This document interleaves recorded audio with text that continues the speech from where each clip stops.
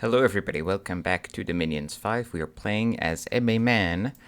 It is turn 20? I just clicked on this and I already forgot. Anyways, I think it's turn 20. Late fall in the year 1. We have Vineman, a proclamation from Satis. I guess that's a prophet. Let's look at some of these battles. I think this is our first real battle between us. So he has just a big leader here. He's got a bunch of Skelespam. And then he's got these mercs.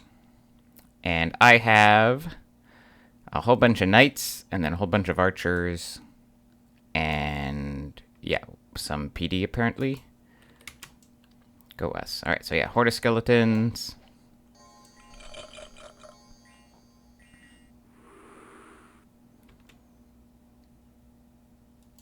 And then I'm casting a bit of aim and some lesser air elementals, I guess. Yeah.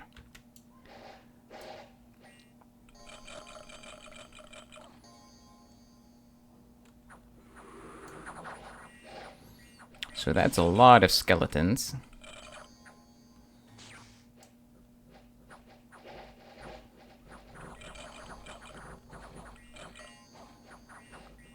So obviously the skeletons are pretty crappy compared to my knights. You can see there one of his big sacreds just kind of chopped down one of my knights. So the issue is really a matter of like fatigue, right? Can I kill enough of these guys before his forces overwhelm me? So the mercs have already routed. And by the way, you can see that what I was talking about earlier about having the longbows up front. I believe those are the longbows. But you see some of them are in fact targeting the casters in the back, and I've already killed a couple of them just by the arrow shots. So that's why it helps to have them pretty far up front.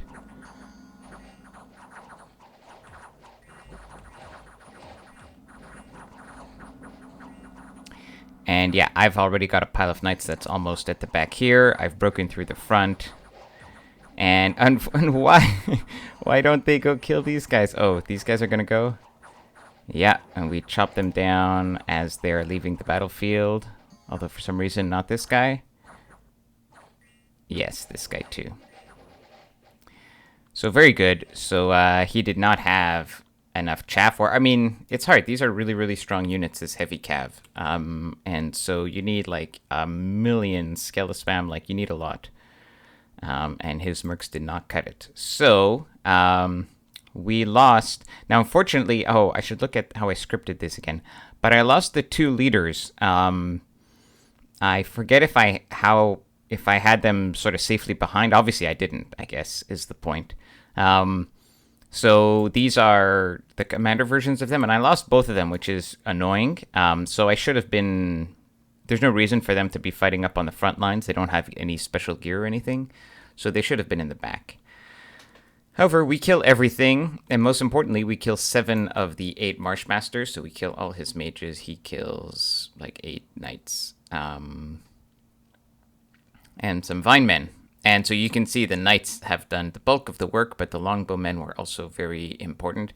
And the prophet, obviously, was spamming banishes. So, good job, us. Now, this is what? Oh, we're just going to raid here. Turns out he has quite a lot of PD in this province. Let's see what happens.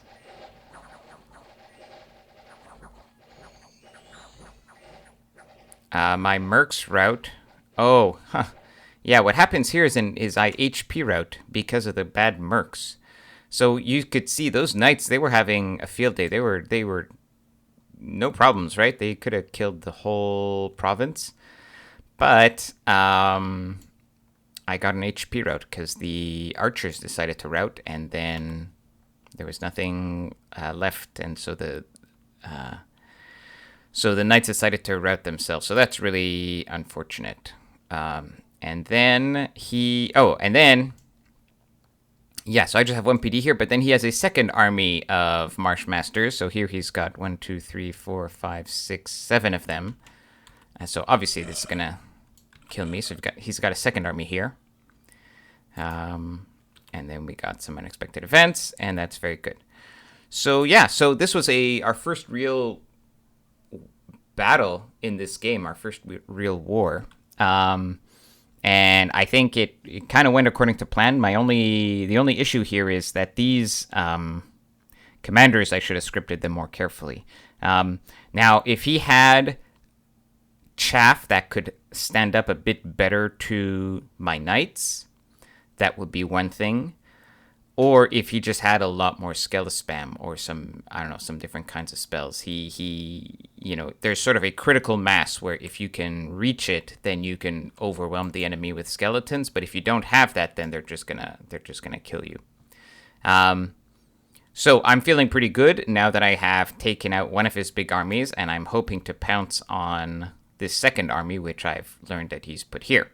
So let's look at what's moving where. So here I have another commander that I've just recruited here, Alfred, and he's going to this province.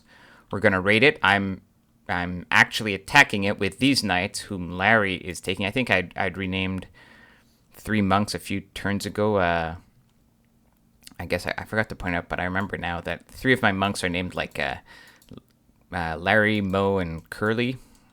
I guess I had sent 3 of them on some mission. Anyways. So Larry, the monk, is taking a few knights to take this province. Then okay. So I'm actually just splitting my army into 2. So this group of the army is just a few knights in front, some archers in the back. We've got a group of knights, I think, on attack rear here, probably. Yep, hold on, attack rear. And then we've got a bunch of priests, ashes to ashes. And we've got 2 random nature mages for some reason. Then in this stack, we have more. This is the guy from the capital, taking the fresh recruits from the capital. And we've got, again, a bunch of archers, knights in the front, knights on attack rear. Here we've also got some of the vine men, and that is basically it, and then a whole bunch of priests. In this fort, we are now upgrading to an actual fortress, and I think we're doing the same thing here. Yep. And we're also summoning more, vine men and whatnot. Yeah, we're just continuing to move all of our troops from here up there. Now, over here, I have taken the ivy crowns off of these mages and put them out here. So at this point, I have... and I've also decided to move all of the troops that I've recruited here to try to move them towards the front over here. We are site searching here. I'm site searching here. We're still recruiting foresters. We're still recruiting. We're recruiting a few more frontline knights. We're recruiting knights here as well, and we should have a palisades up in a few more turns down here. I think I got a temple. Yeah, I have a temple up here. Here we're recruiting our crystal sorceresses, which are air astral, which are very nice. And in terms of research, we are almost at alteration for wind guide. Yeah, that is basically it. Now, I'm looking at this now in hindsight, and I don't know if splitting up, like I guess I was very confident after I fought that first battle, but winning that required that I have like a pretty critical mass of knights in front to overwhelm his chaff and his Skelespam. This, looking at it, doesn't seem like enough. Plus, he has a whole ball of PD here. This, I think, is probably enough. I don't know. There's a lot of archers here. Probably enough. It's hard to tell. I wonder if putting them together is safer. I forget exactly what happens at this point. So we'll find out soon. The other thing to mention is, I've started making Vinemen at about like a few turns ago, and I've already got around 50 nature gems piled up. Now, because Pangea has been killed, essentially, I'm now the only real nature, like native nature income player, and so Mother Oak is all mine for the taking if I want it, right? I have my Nature 4 crone, and so I don't need to be recruiting any more crones now. If I get her a Thistle Mace, then she can cast it. And so that's why I'm now switching to get a Construction 4, and that's the current plan. Now, I'm making 6 nature gems per month, so I can float around 50. You know, if I spend 6 per month either forging a few items, summoning a few Vinemen, that's fine. And I'll be able to cast Mother Oak when it's available to me. Yeah, that's it for this turn. Let's go to the next one. I believe it'll be 21. Yeah, okay, let's read this message.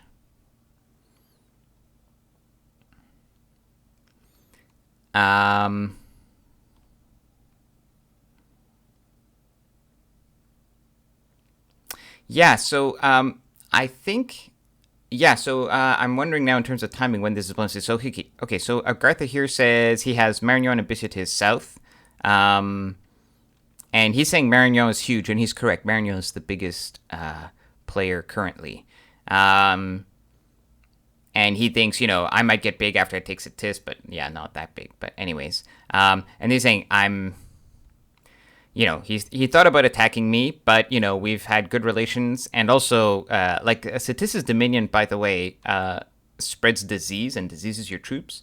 So I've been very proactive in preaching it away with my ton of priests. So my guys aren't too diseased.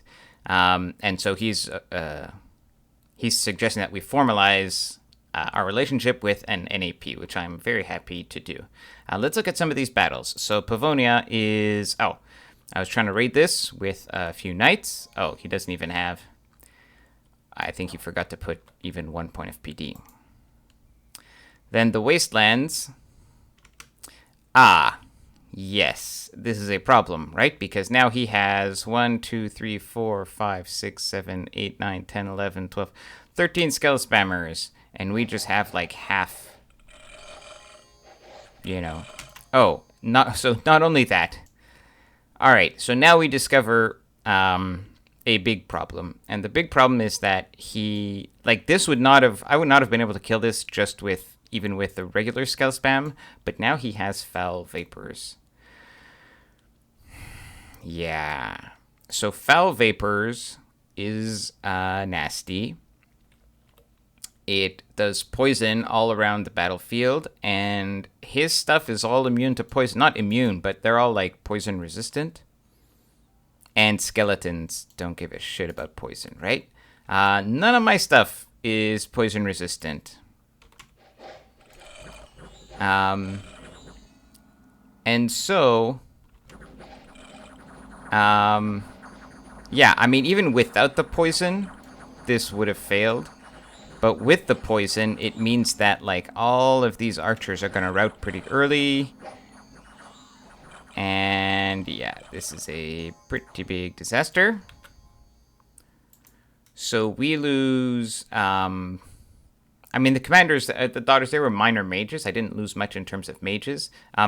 I lose, 3 monks. But I lose, like, just all this army. 40 longbows, 20 knights. Like, this is not good at all. Now, somehow I killed 2 Marshmasters. Actually, did any of my guys attack rear successfully? I'd be curious about that. Let me just take a look at that again. Oops, sorry. Let's see if these guys at the top, if they were able to attack rear. Oh, look at them go. It's not clear to me that they got any Marshmasters there. Maybe his own poison. I wonder if we can see here any dead Marshmasters.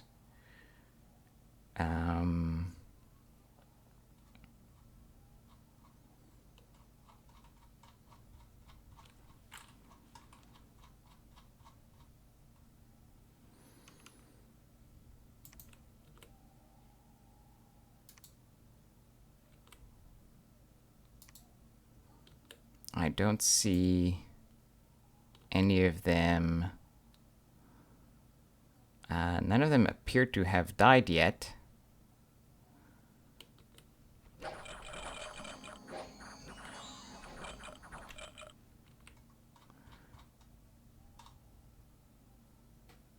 Looks like maybe a couple of them actually did get poisoned.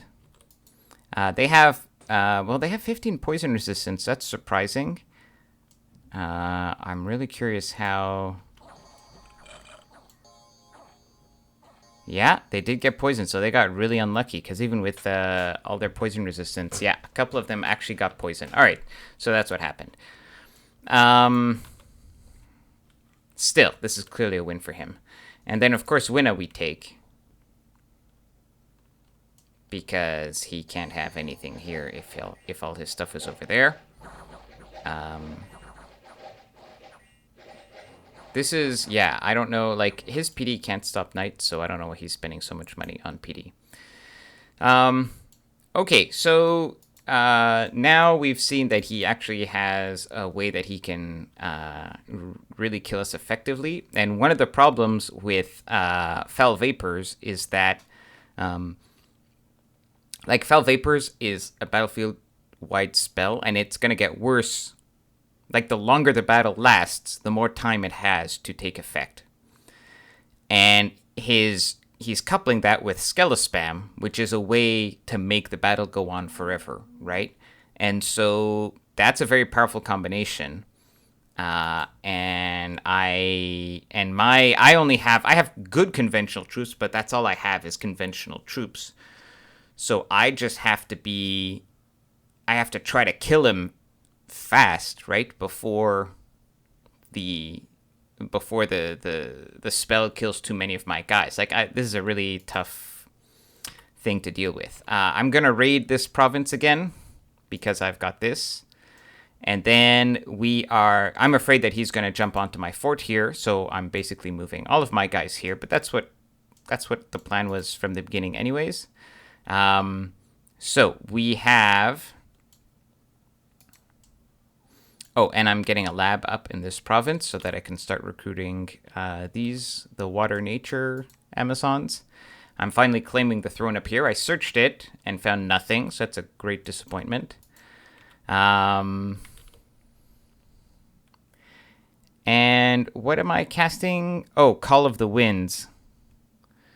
I guess I decided to spend a whole bunch of air gems and get some, like, flying, some hawks here, and the idea was that maybe the hawks could attack rear and get some of the Marshmasters. Yeah, that's probably what that was. And then everybody else is basically researching, and then we're moving patrol up here. So let's see. First of all, here there's nothing.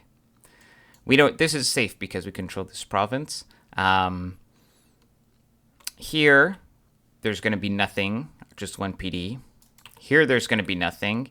Here I'm just moving some priests in here because I'm just working on preaching out his dominion. And so let me show you what we have here. This is the formation. So actually not much has changed in terms of our current strategy. We just don't have anything. We don't have any new tools. Now, fortunately, my Vinemen are resistant to poison, so that's another good thing about them. But yeah, it is basically the same idea as before. We've got a ton of archers, and in front of them we have knights. Now, this is definitely enough to fight him conventionally, but I'm afraid of what happens if he uses Foul Vapors. I'm afraid I'm going to take a lot of casualties, but if the archers and stuff don't rout too soon, then I should be able to take it. Oh, yeah, that's right. And so in terms of tech, I am now switching from... So I am getting Alteration 4 still because I want to get Wind Guide. But then I'm switching up to get Enchantment 4. And the reason is because at Enchantment 4, I can do Poison Ward, which is an AoE poison resistance, which costs 1 nature gem. And I've got a ton of nature mages and some nature income. And so if I have to fight Sitis much longer, I need to have some kind of poison resistance. Otherwise, we're just going to get crushed. So I am full speed ahead on research to enchantment 4. And so let's look at the rest of the script. So these mages, they can do a personal resist poison. So all my mages are doing that. And then let's see. So then resist poison, core slave. Core slave. I wonder why I'm doing core slave. Let's see if we can find it. Oh, this person is doing resist poison, chorus master. So I guess I'm going to have an air 3, water 2, nature 2. For some reason, I guess I wanted to have that. I gave her some air gems, so maybe she'll do some air elementals, and then